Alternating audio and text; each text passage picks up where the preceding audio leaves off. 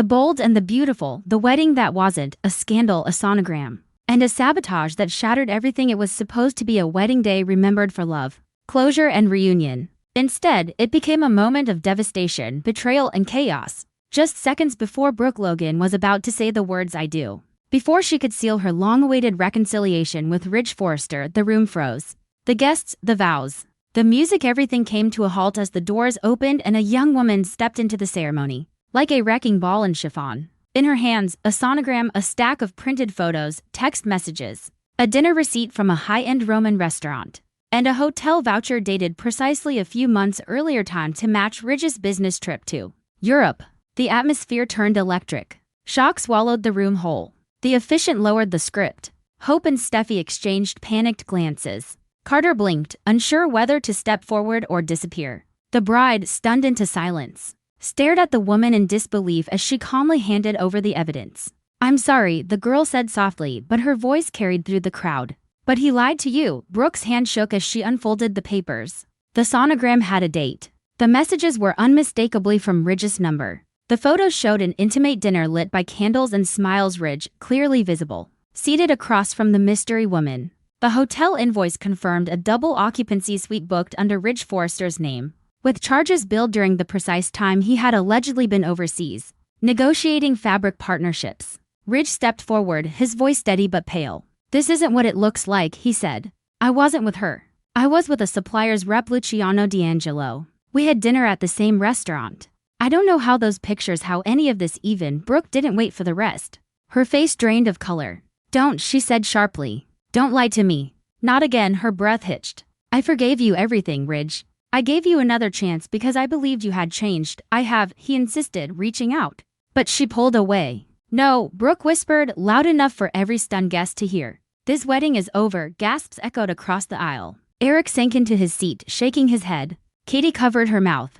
RJ moved toward his mother, but Steffi grabbed Thomas's arm and pulled him aside, whispering fast and sharp, "We need to find out what really happened." Steffi and Thomas, the investigation begins. Within hours of the broken ceremony, Steffi had activated every Forrester resource available. She and Thomas retreated into the Forrester IT suite with one mission: clear their father's name, or confirm the unthinkable. Ridge insisted he wasn't unfaithful. If he was telling the truth, someone had engineered the setup. If he wasn't, he had just obliterated the last sliver of trust Brooke had left. Thomas pulled Ridge's corporate credit card activity. Hotel charges in Rome. Confirmed. The restaurant? Confirmed. But nothing definitive until they layered it with his travel itinerary. The charges coincided with Ridge's trip. But Thomas noticed something odd. The timestamp of the hotel check-in clashed with a company-wide video meeting Ridge participated in that same evening. "Dad was on that call," Thomas muttered. "I remember. It was late here, but morning in Europe. He was on camera, so why did the timestamp place him at the hotel with the woman?" Thomas accessed the recording of the virtual meeting. The footage looked fine at first glance. But when he dug deeper into the file properties, something snapped into focus. Metadata showed the video file had been modified, edited, spliced. "Someone tampered with this," he said aloud. "Someone doctored the footage, a deliberate setup." The implications were massive. If the video call had been altered to make it appear Ridge was present somewhere else, someone had access to internal systems. Someone with resources. Someone who wanted to make Brooke believe Ridge was unfaithful. But who? And why? Steffi's first theory pointed to a jealous third party, someone with lingering resentment. But the timing, the precision of the fake texts, the matching hotel details, it was too clean, too surgical. This wasn't personal pettiness. It was sabotage. Thomas began tracing Ridge's phone location history. The coordinates from that night showed Ridge near the hotel but not at it, a few blocks away. That raised more questions. Had the GPS data also been manipulated? Or was Ridge telling the truth, and the woman used someone else's presence to manufacture an illusion? That's when they hit another wall. The hotel's surveillance, deleted in an attempt to prove Ridge had never even entered the hotel with the girl. Steffi called the hotel directly. She requested the surveillance from the hallway cameras for the night in question. "There's nothing," the hotel manager said over the phone. "The files were wiped 2 days ago." "Our system was hacked." "Wiped?" Steffi said, alarmed.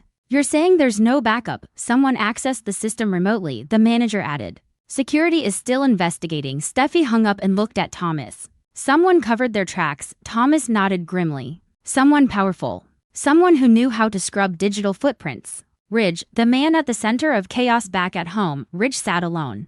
His phone buzzed constantly, texts from RJ, voicemail from Carter, calls from Steffi. He ignored them all. He stared at a framed photo of him and Brooke. Her eyes, frozen in that image, still looked at him with love. Now those same eyes had narrowed in disbelief and pain just hours earlier. "I didn't do this," he said aloud, to no one. But even as he replayed the night in his mind, doubt crept in. What if the girl believed what she was saying? What if someone had used him, cloned his phone, hacked into his contacts, deep-faked his messages? He didn't just have to convince Brooke. He had to convince himself.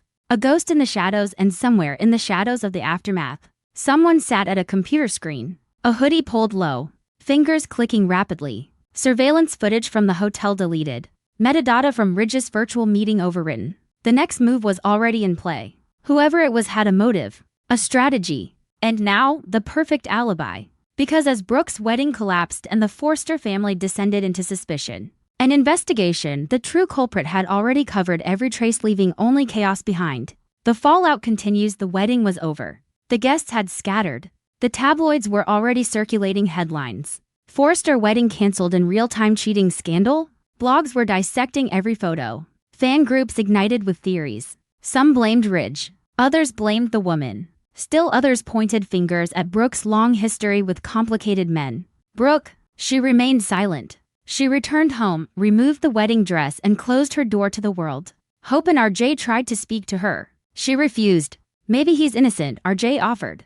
"I can't afford to gamble on maybe anymore," Brooke replied. "Not after everything. What comes next?" Steffi and Thomas continue their deep dive into who's behind the digital tampering. Brooke begins to question not just Ridge, but herself, why she keeps falling into these cycles. Ridge, broken but defiant, vows to find the truth, even if it means going to Europe himself and retracing his steps. Meanwhile, whispers of a new alliance form between familiar enemies, Sheila, watching from the wings, and an unnamed player from Daphne's past, who may have had more motive than anyone to sabotage this wedding. And as the final scene fades, we return to the shadowy figure in the darkened room. A new file opens on their screen. The bold and the beautiful, the DNA deception, betrayal, tampering, and the battle for truth, just when it seemed nothing could top the shock of the wedding. That never was. The bold and the beautiful detonated another bombshell, this time through a single sheet of paper. A paternity test result, a name, a father, and an emotional implosion that pushed Brooke Logan and Ridge Forrester into uncharted devastation.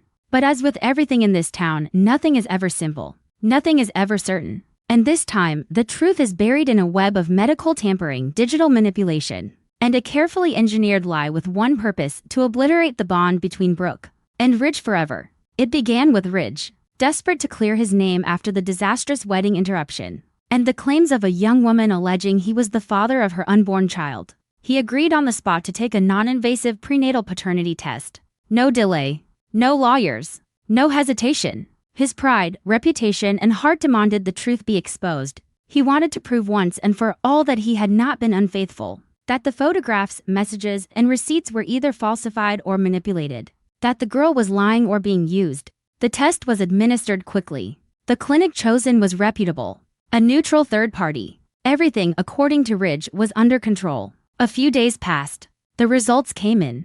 Ridge Forrester, 99.99% probability of paternity, silence. Brooke crumbled. Whatever glimmer of doubt she had left, that perhaps the woman had lied, or that Ridge had been set up, was gone in an instant.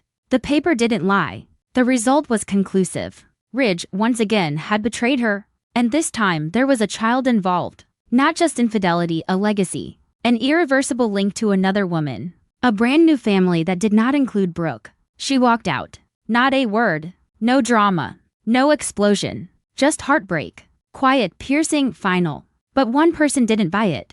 Hope Logan. Hope had seen too many lies. Too many convenient narratives. Something didn't sit right.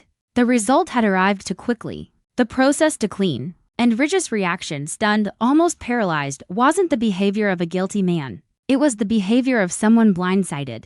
Hope didn't trust the result. She didn't trust the clinic. And she didn't trust whoever was trying so hard to make Ridge look like a monster. So she did what Brooke couldn't. She fought. The second test. This time, no room for error. Hope demanded a second test. This time at University Hospital under the supervision of Dr. Lee Finnegan. Every step of the process would be sealed, documented, and witnessed. The chain of custody would remain unbroken. From the sample swabs to the lab handoff, to the barcode tagging and final results, no room for mystery, tampering, or excuses. Lee personally oversaw the entire operation. The samples were drawn, triple verified. No one touched them outside the assigned team. The hospital lab processed everything internally under surveillance. No third-party lab techs. No backroom handoffs. Just facts. The result, Ridge Forrester excluded as biological father, to tests, to results, to different realities. Now the real war began. The investigation. Zind connects the dots. The contradiction triggered immediate panic and suspicion. Ridge, once crushed, now clung to hope. Brooke, whiplashed, struggled to reconcile her emotions. Hope, vindicated, refused to back down. And Steffi and Thomas went to work. Zind was the first to uncover a crack in the first test. While cross-referencing clinic staff and payroll entries, he discovered a lab technician, Ryan Kale, who had recently received a significant charitable donation into a shell account. The money wasn't from the clinic. It came from an anonymous foundation with no website, no physical office, and no board of directors. A ghost account with one purpose: to launder hush money. Within 24 hours of the second result being announced, Ryan Kale vanished. He didn't clock in. His phone was disconnected. His apartment was vacated. No forwarding address. No goodbye.